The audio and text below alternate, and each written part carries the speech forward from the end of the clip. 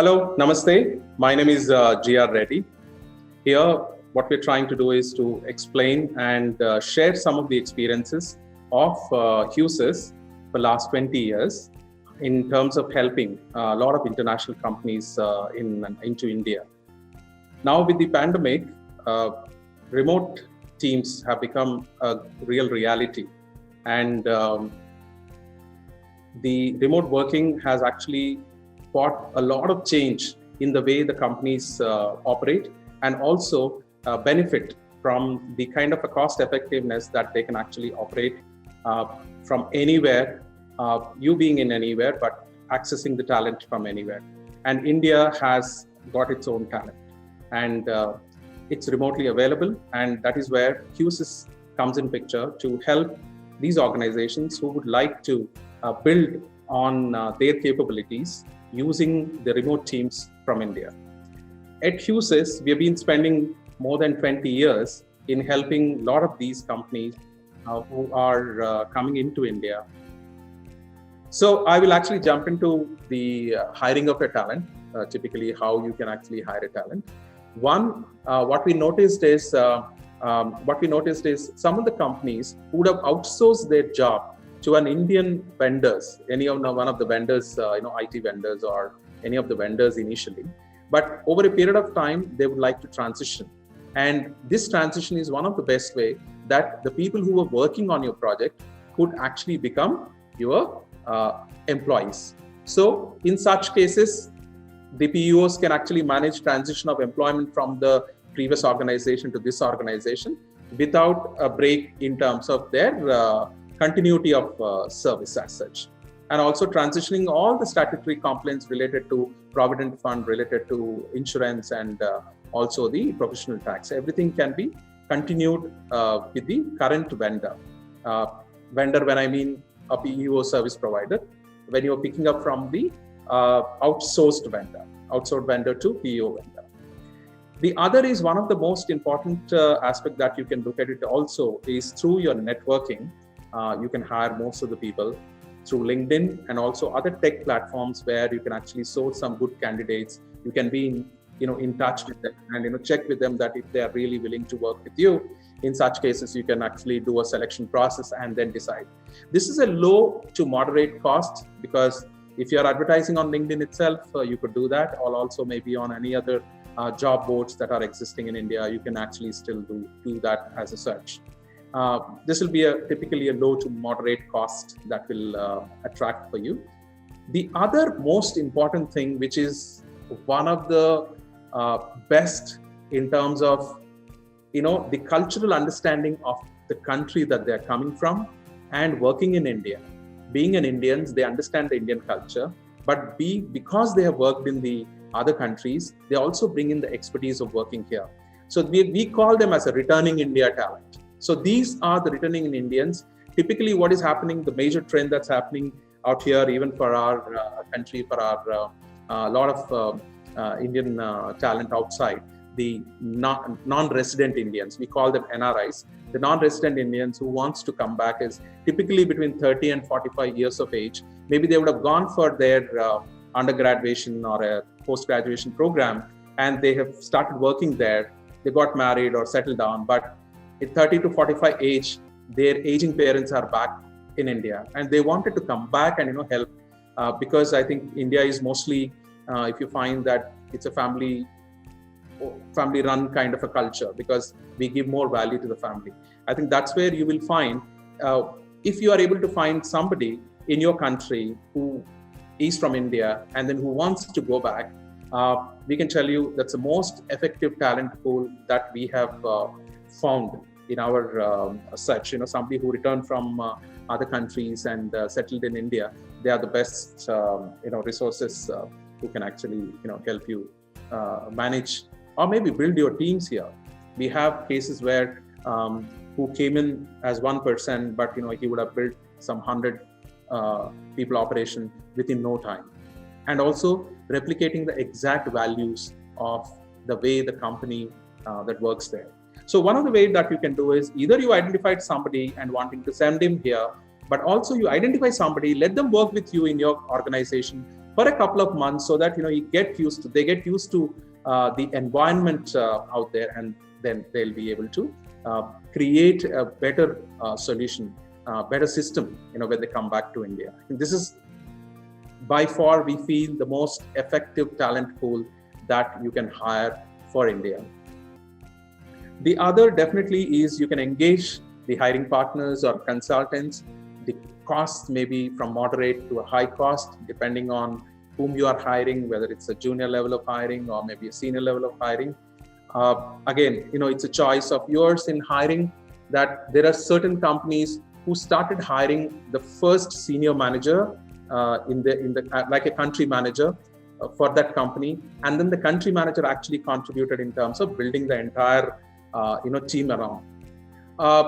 Not necessary that will actually happens all the time, but there are cases where they started off with 1 or 2 people, they started interacting, they started learning about how to work with the remote teams in India and all that, and then after 5 people, 10 people, 20 people, different companies have chosen to actually bring in certain manager, at a certain point of time. It is purely a business decision that you can take, but for these operations, you could engage any of the hiring or a consulting partners.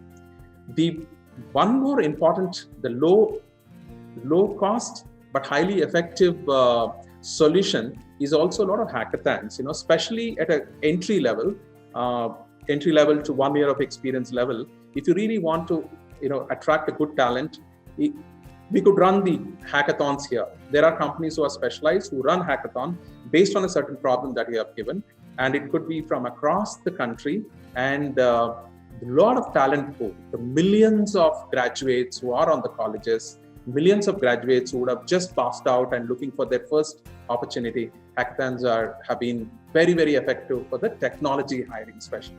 So this is something that you may want to really look at, and your PO partner would be able to provide that kind of help and support in setting up such operations. And also not just only the talent which is in the metro cities, but we are really looking at a great trend now that the telecommuting is happening and different work locations are happening. The 2nd tier and 3rd tier cities in India are becoming more cost effective. In fact, in India, we have few unicorns who actually operate most of their employees from 2 tier and 3 tier cities, which are very, very unknown for years, but there is a great talent in these cities because most of the educational institutions are in the 2 tier and 3 tier cities. One is because of the cost of land and cost of construction and cost of setting up operations. So you will find a great talent in 2 tier and 3 tier cities, which could be attracted, and they're also very cost effective compared to the metro cities, that when you're hiring somebody in the metro city to a 2 tier and a 3 tier city, the salary range could be at least 20 to 30% difference for sure. And within metros itself in India, we have a difference from Hyderabad to Bangalore, Bangalore to Delhi, Delhi to Mumbai.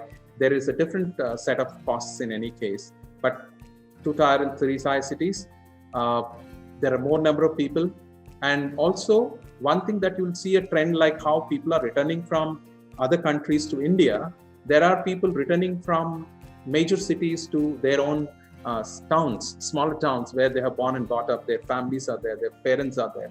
So this is actually one of the most cost effective, and in terms of the cost of the employee, and also sourcing and hiring also, it really helps.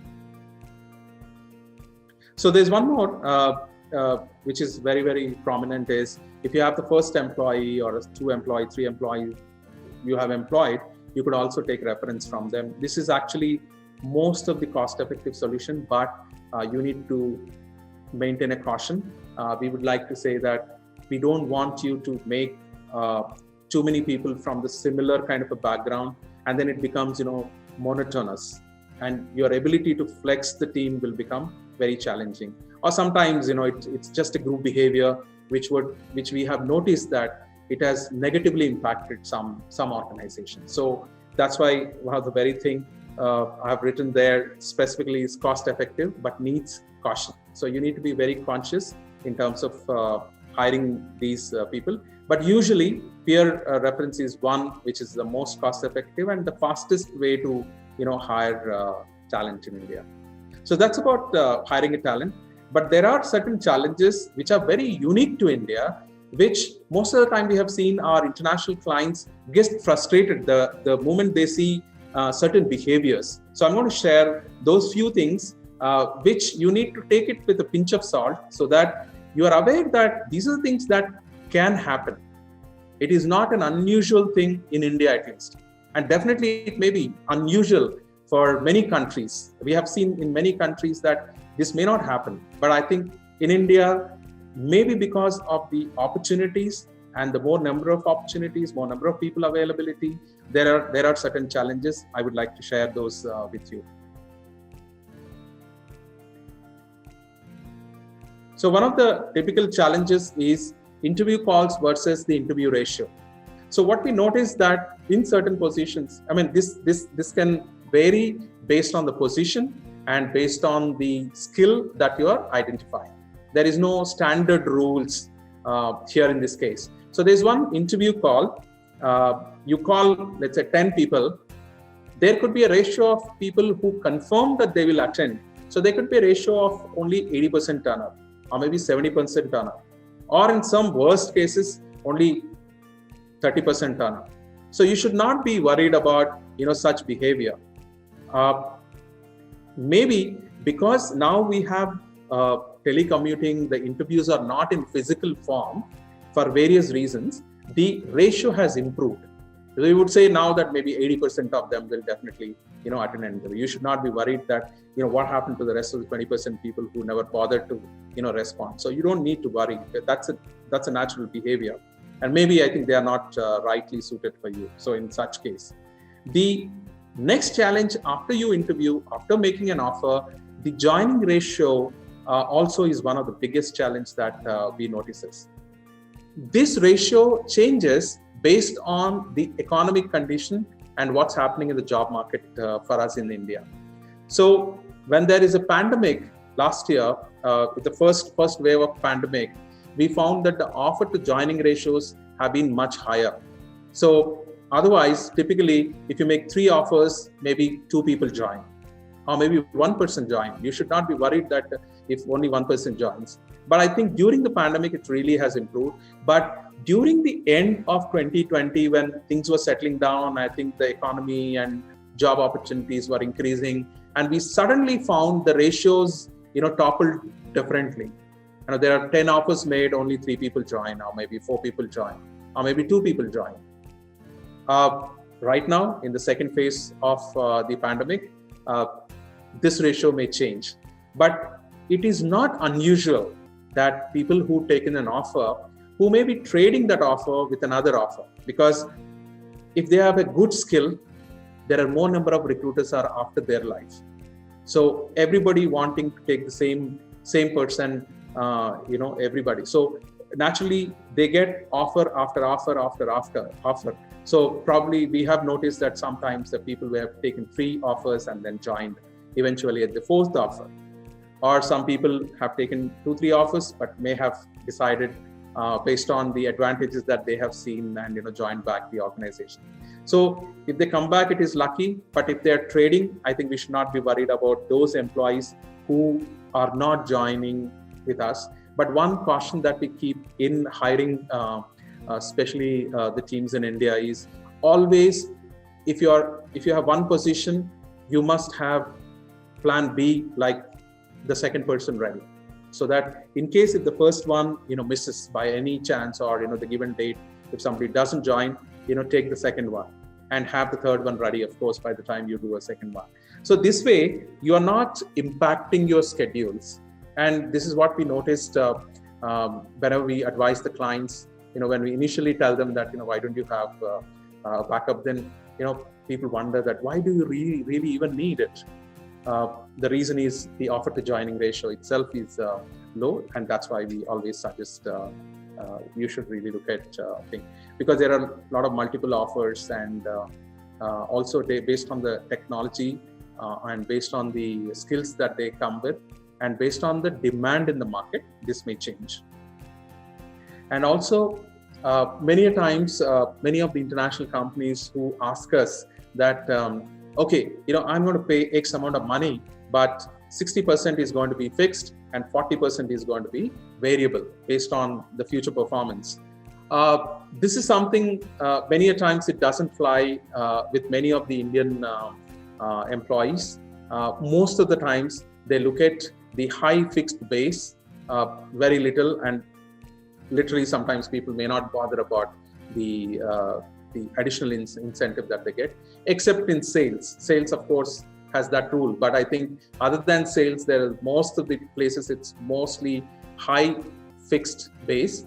And also some of the employees would always ask for a net salary. That means after the tax and after the deductions related to compliance, like the PF and ESIC or medical insurance or gratuity or professional tax, what is the net salary that I'm going to get? So people do ask that, okay, I need X amount of net salary to me. How do you manage your business? So one of the things that at Husys that we do is also help our clients to say, if you are looking at, this is the cost of the company that you are looking at, okay, let's find out, what will be the net salary, and then look at how the negotiation that can happen with the employee. So we are very, very flexible in terms of helping our clients to be able to get what they want, but at the same time, without feeling this as a challenge. So high fixed base expectation and net salary expectations are typically, some of the challenges that one will find, when you are hiring talent in India. The one more very important aspect is that they may be getting an X amount of salary, but they're actually taking up your salary. Typically, it will be double-digit percentage of salary. I just put it at double digits because it may vary from 10 to 80 or maybe to 90 also. So you should not be worried suddenly that, why is he expecting, this much percentage? It doesn't happen in our country. This is some of the typical, challenge that we find when we are helping our international clients. The expectation of an employee is that when he's anyway making it change, so why not I get actually higher salary so that I don't have to wait for another review time? Because review times, what happens is when he joins in, review time happens typically after 1 year. Most of the, in a common scenario, 1 year. So hence the expectation is, okay, let me get 20% minimum and onwards to 20, 30, 40%, whichever that happens. So these are some of the very, very unique things. And it is not only here in terms of hiring and selection, but also even during performance reviews, people do expect, depending on what is happening with the environment. Of course, during the last pandemic time, there are not many increments that have happened. But when the pandemic was just settling down, people started now expecting. I think in the last January, the employers were worried that, okay, now our people started coming and asking that, see, last year you have not given a review. Okay, I am expecting 30%, 40% this time, including this year. So it's not unusual. So just don't be worried about it. But how effectively, how perceivably that you manage their expectation is going to be very critical. So the partner who helps you to understand these complexities and helps you to transition are going to do a lot more good job and help you build your business for the future. So that's all I have today. If you have any question, you can ask, or please do reach out. We'll be happy to help. Our team works almost 18 hours of our Indian time. That means that can cover Australian time to US time, at least some part of the portion. So I would say always that I can always say at least 3 to 4 hours of any of these time zones that we will be able to cover. Just write to us at welcome-to-india@husys.com, or you can actually call the number that is provided here. That's all I have. Thank you so much. Namaste.